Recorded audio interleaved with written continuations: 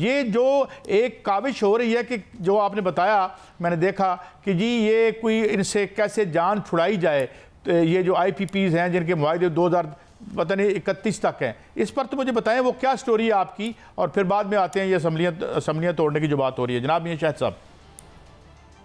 कैसा अल्लाह ना करे कि ऐसी कोई बात हो और ऐसी कोई तजवीज़ जो है वो मंजूर हो जाए, जो कि वजारत ख़जाना ने और वज़ीर तवानाई ने, बल्कि वजारत तवानाई ने यह तजवीज़ दे दी है कि जो IPPs हैं उस पर बड़े वरीड हैं वजारत तवानाई वाले, और वो चाह रहे हैं कि इनसे जान छुड़ाई जाए। लेकिन कौन सी IPPs? वो जो रिटायर होने वाले हैं, वो जो 8000 मेगावाट के पावर प्लांट जो कि अपनी मुद्दत पूरी करने वाले हैं, जिन्होंने मईशत का खून चूस लिया है, लेकिन अब और उनको नवाजने का एक प्रोग्राम जो है वो बनाया जा रहा है। और वो प्रोग्राम ये है कि 4000 अरब रुपया उनको यकमुश्त जो है वो दे दिया जाए, और उसके बदले 5 रुपये फी यूनिट बिजली कम हो जाएगी। ये 4000 अरब रुपया मियां साहब, 4000 अरब रुपया उनको यकमुश्त अदा कर दिया जाए काजी साहब, और फिर उसके बदले जो है वो दोनों वजारतें कह रही हैं कि 5 रुपये फी यूनिट बिजली कम हो जाएगी, जो कि 5 रुपये 75 पैसे पिछले महीने बढ़ाई जा चुकी है। ये कौन से हैं IPPs? कौन से हैं मियां साहब? ये किसके बड़े आला लोग हैं जिनके हैं, जिनके लिए हमारे दिल में बड़ा दर्द है? ये कौन किसके हैं? देखिए काजी साहब, ये वही IPPs हैं जो 1994 की पावर पॉलिसी के तहत लगे थे, और 1994 की पावर पॉलिसी के तहत जितने भी IPPs लगे हैं वो बड़े बड़े नाम हैं। वो वही नाम है जो पार्लियामेंट में भी बैठे हुए हैं, वही नाम है जो सरमायाकार भी हैं, वही नाम है जो बड़े बड़े ओहदों पर बैठे हुए हैं। वो तो ये 4000 अरब रुपया पता नहीं कहां से आएगा। देखिए सर, IMF ने तो कहा है कि कोई पैसा जो है वो आपने वो उस मद से नहीं निकालना जिससे सर्कुलर डेट बढ़े। अगर रिकवरी से निकाला जाता है तो वो दोबारा सार्फिन से लिया जाएगा, अगर PSDP से निकाला जाता है तो हमारे पास इतना PSDP है ही नहीं। IMF से लेके अगर दिया जाता है तो फिर हम उसमें भी फंस जाएंगे। मतलब मरेगा तो गरीब ही ना। अच्छा, आगे बढ़ता हूं। मुझे लगता है इसका पूरा जोर लगाया जाएगा कि ये तजवीज़ जो है वो मंजूर हो जाए। मैं काशिफ साहब को इन कर लूं। काशिफ साहब, thank you very much for your time. Swabi जलसे की क्या तैयारियां हो रही हैं, और ख़ास तौर पर इन्होंने क्यों खान साहब ने सवाबी में ही इंसिस्ट किया? हालांकि पंजाब में मैं मियां साहब से पूछूंगा, इधर तो कोई यानी हलचल नज़र नहीं आती। जनाब काशिफ साहब। जी बहुत बहुत शुक्रिया काजी साहब। सवाबी के जलसे के हवाले से मैं बता दूं कि इस्लामाबाद में तो इजाज़त नहीं मिली, लेकिन जाहिर है कि सवाबी जिस मुकाम पर यह जलसा किया जा रहा है, यहाँ से आगे फिर पंजाब के हदूद शुरू हो जाएगी।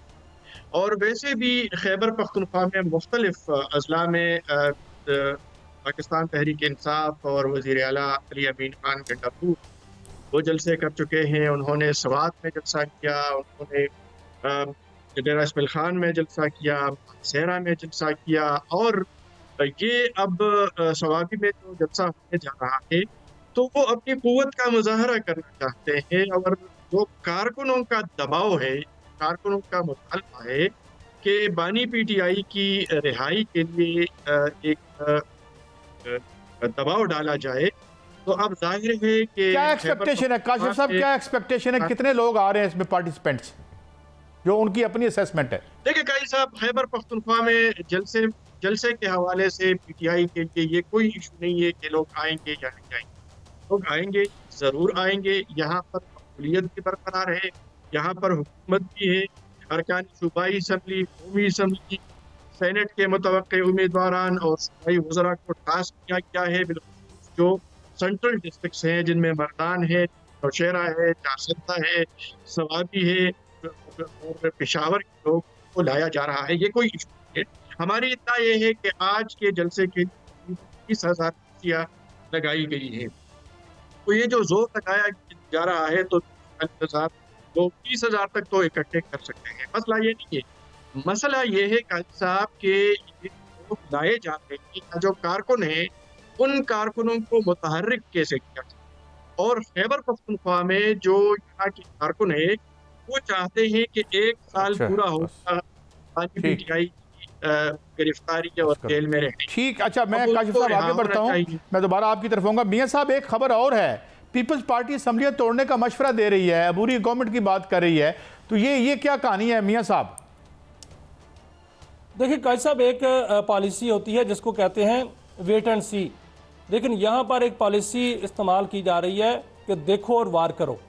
जो पीपल्स पार्टी है वो शुरू से ही ये चाह रही थी कि ये हुकूमत जो है वो ना चले, और पीपल्स पार्टी पीछे पीछे हिचकिचाहट का शिकार भी थी, लेकिन हिचकिचाहट का शिकार नहीं थी, वो वार करने के मूड में है। वो पीपल्स पार्टी को होप है या होप दिलाई गई है कि पीपल्स पार्टी ने मरकज़ में आना है। पीपल्स पार्टी ये नहीं चाह रही कि सूबाई असम्बलियाँ टूटें, वो चाह रही है कि कौमी असम्बली टूटे। उनको होप है या उनको होप दिलाई गई है कि अगर कौमी असम्बली टूटती है तो उसके बाद जो कुछ होगा, जो बैकडोर राब्ते हो रहे हैं उनके साथ मिलकर वो अपनी हुकूमत बना सकते हैं, क्योंकि टेक्नोक्रेट्स आएंगे तो बिल आखिर जो है वो आखिर में इलेक्शन तो होने ही होने हैं। तो इलेक्शन की सूरत में पीपल्स पार्टी को ये उम्मीद है कि वो आएंगे, क्योंकि वो उनको उम्मीद ये है कि जो बैकडोर राब्ते हो रहे हैं वो इसमें कामयाब हो जाएंगे कि वो अगली हुकूमत जो है मरकज में भी बना लेंगे। इसलिए पीपल्स पार्टी जो है वो मशवरा दे रही है। अच्छा, ये अबूरी हुकूमत में कौन आएगा? यही लोग आएंगे? ये समझते हैं कि इन्हीं पार्टियों से लोगों को लेके जो एक अबूरी हुकूमत बना दी जाएगी, जिस तरह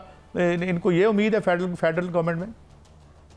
देखिए काजी साहब, इनको ये उम्मीद है कि जो टेक्नोक्रेट्स की हुकूमत आएगी वो कौमी हुकूमत की तरफ नहीं जा रहे, वो कुछ और चाह रहे हैं कि जो भी हुकूमत आएगी, जो भी सेटअप बनेगा वो हमारे लिए राह हमवार करेगा। और उसमें जो कोशिश हो रही है, जो अंदर की खबर जो है, वो जो अंदर एक सोच है वो ये है कि वज़ीर आज़म बिलावल भुट्टो को बनाया जाए। वज़ीर आज़म बिलावल भुट्टो कैसे बनेगा? आपको याद है, पिछले दिनों हमने ये खबर दी थी कि बैकडोर राब्ते हो रहे हैं। वो जो बैकडोर राब्ते, ये बताइएगा मियां साहब कि आज एक MNA की वफात होगी, राजू अल्लाह ने गरीक रहमत करे, तो पूरा फिर असम्बली का प्लान आज उसकी वजह से यानी दरम बरम हो गया।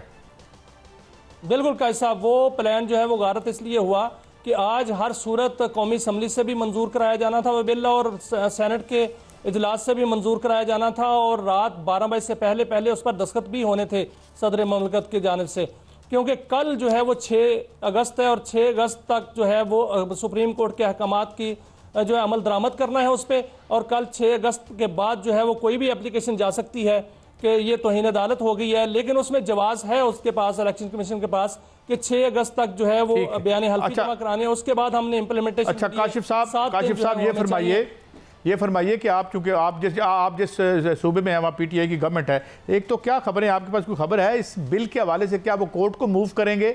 और ये कोर्ट भी ज़ाहिर है मुतहरक है और होना चाहिए जितना जायज़ और कानूनी हद तक होना चाहिए, तो आप कैसे समझते हैं कि PTI की स्ट्रेटजी क्या है विज़ खान साहब से रिहाई जो चाह रहे हैं और ये जो उनके खिलाफ ये बिल आ रहा है? काशिफ साहब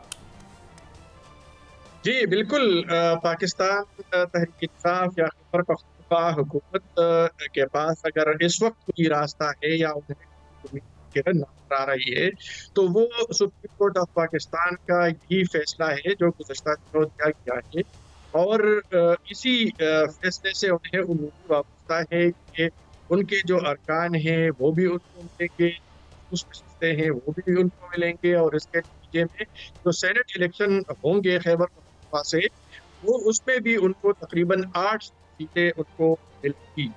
और अगर ये नहीं होता तो फिर उन्हें नुकसान उठाना पड़ेगा, और इसी हवाले से वो इस वक्त तक क्या किए हैं सुप्रीम कोर्ट ऑफ पाकिस्तान पर, और उनकी तैयारियां हैं। जाहिर है कि उनकी जो लीगल टीम है वो इस्लामाबाद में और अच्छा, वन मोर थिंग काशिफ भाई, टाइम कम है, मैं चाहूँगा ये बताएं, ये शेर अफजल मरवत साहब वाला क्या मामला है? इख्तलाफात हैं, वो अंदर हैं, बाहर हैं, कहाँ हैं, क्या कहानी है?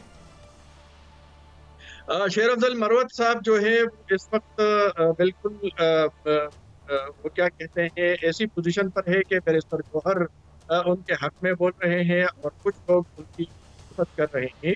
लेकिन हम बदकिस्मती ये है कि तहरीक इंसाफ में मसला ये है कि वहाँ पर जो फैसला कुन हुकूमत है वो जेल के अंदर है, और उनके पास जाना, उनके पास पहुँचना, उनसे पैगाम लेकर आना ये एक मुश्किल है।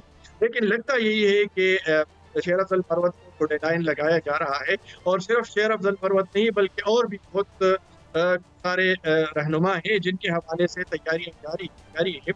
अगर शेर अफजल मरवत वाला वार कामयाब हो जाता है तो फिर मुमकिन है कि खैबर पख्तूनख्वा की जिस वक्त हुकूमत है। अच्छा, आप ये कह रहे हैं काशिफ, अगर मैं सही समझा हूं कि और लोग भी निशाने पर हैं, ये किसके निशाने पर है? कौन इन्हें पार्टिसिपेट करे या ये कंप्रोमाइज्ड हैं? जी बिल्कुल, मुबैना ये वो तौर पर। लोग हैं जिनको इलेक्शन से पहले ही साइडलाइन किया गया है। कुछ लोगों को सूबाई असम्बली की जो टिकट्स हैं वो नहीं दी गई, उनको भी असम्बली भेजा गया या उन्हें सिरे से ही बहुत शुक्रिया मजबूर काशिफ, रखा मैं गया और है। भी